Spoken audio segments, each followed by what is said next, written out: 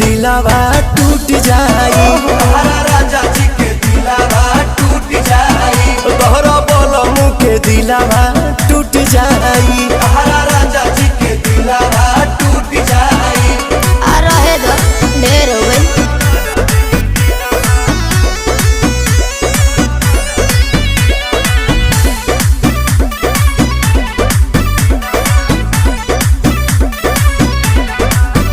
जनी छोड़ भवन करब